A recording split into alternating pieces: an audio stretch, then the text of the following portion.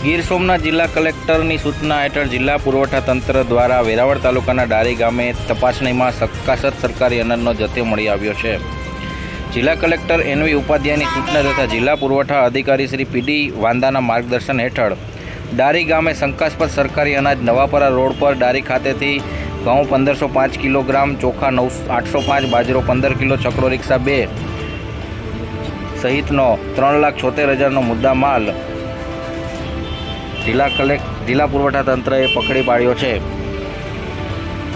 તમામ માલને શંકાસ્પદ માલને સીઝ કરી આગળની ન્યાયિક કાર્યવાહી હાથ ધરવામાં આવી છે।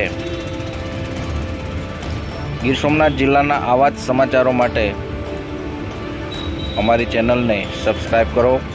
આ વિડીયો ગમ્યો હોય તો તેને લાઈક કરો અને શેર કરો। નમસ્કાર।